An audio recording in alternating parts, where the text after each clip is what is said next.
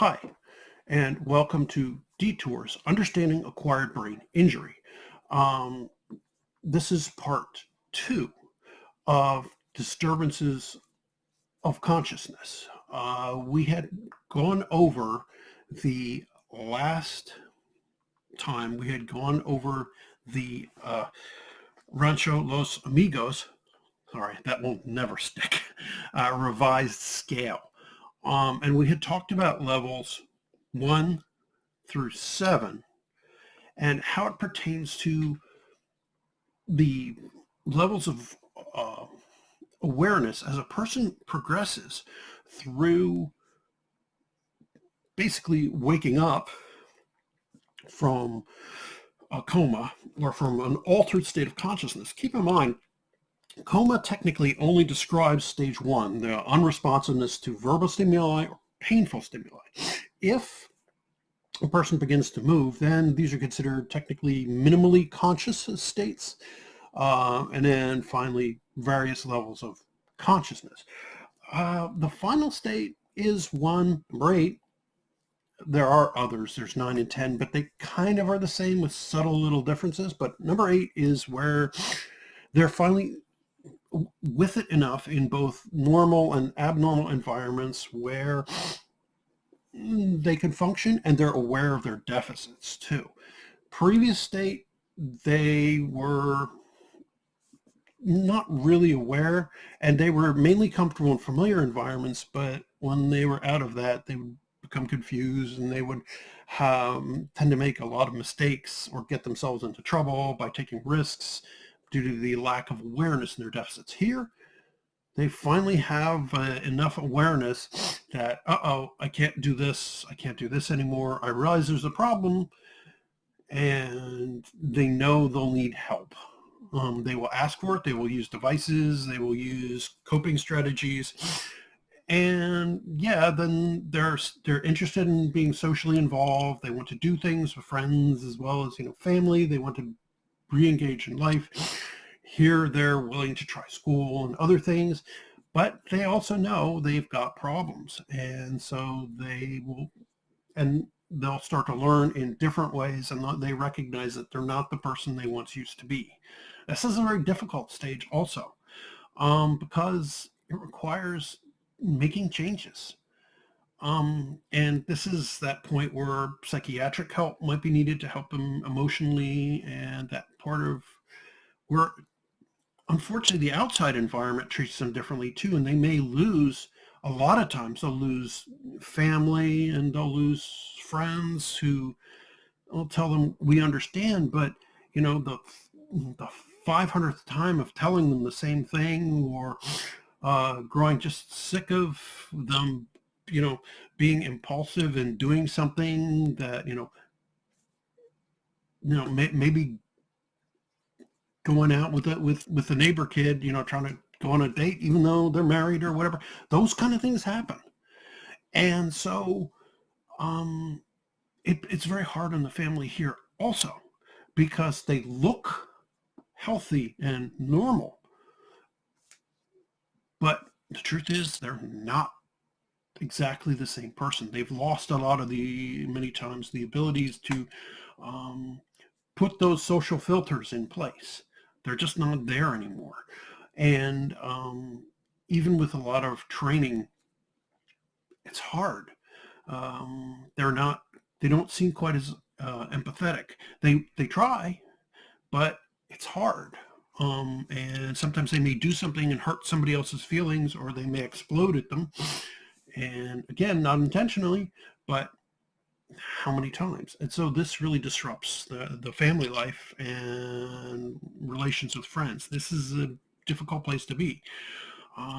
There's, as I said, levels 9 and 10 where things start to become stable, but it doesn't bring back who they used to be. Many people are struggling with old self versus new self, but these are, in my opinion, the hardest levels, because everyone's prepared for what comes before they get guidance and support and help. But when you look normal, society expects you to be normal, and that's just not the way it is. And this is, again, why I'm turning to my co-host who can explain a lot more about how that works. Now, I do want to talk about something called the Glasgow Coma Scale. There are revisions, but this is used usually in the pre-hospital environment and in the emergency department where I used to work for a while. What this is it is a rating system from 15 to 3.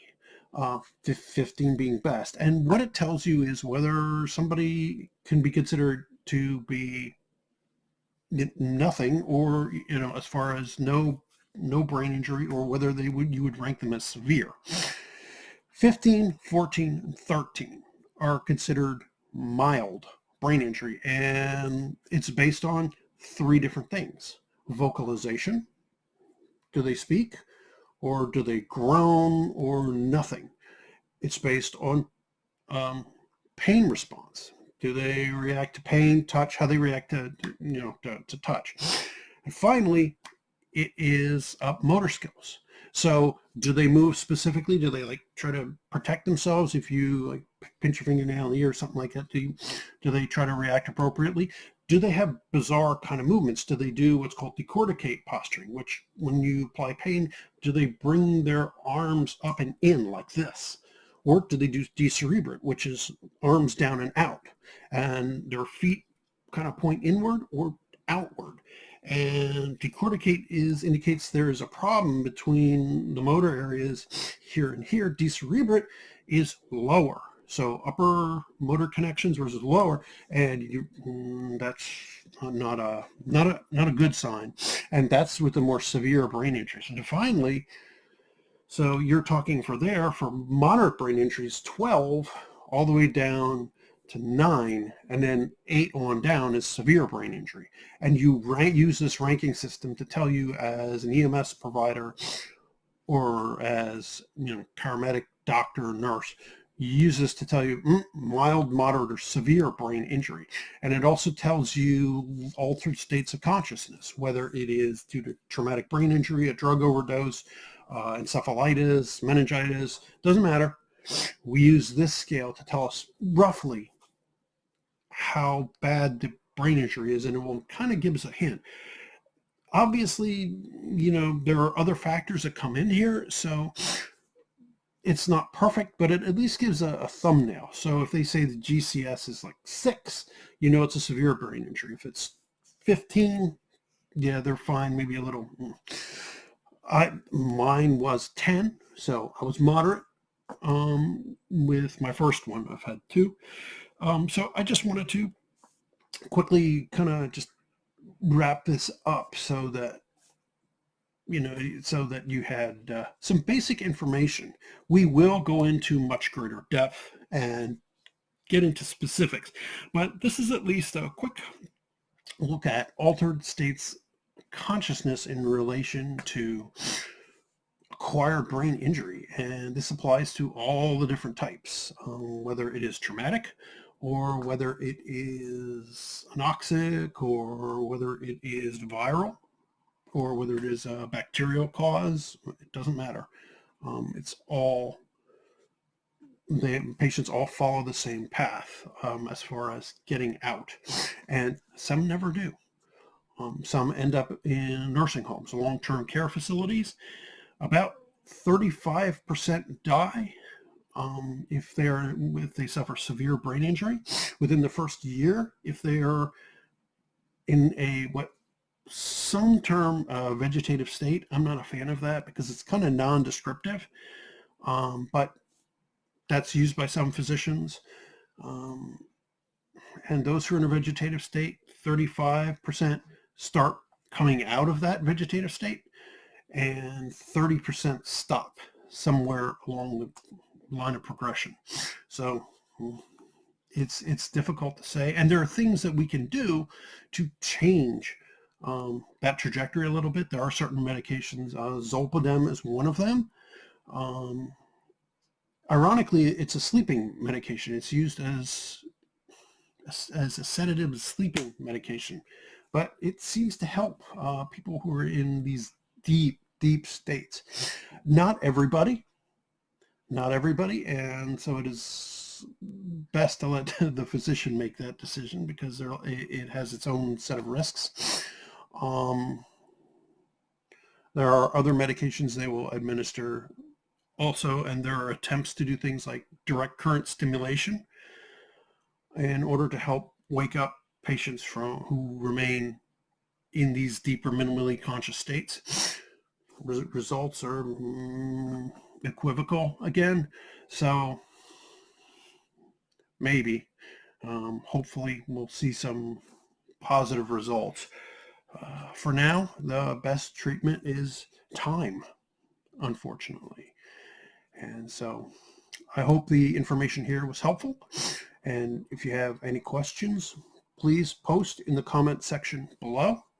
And as always, please click like and subscribe and hit the bell icon. And have a good day.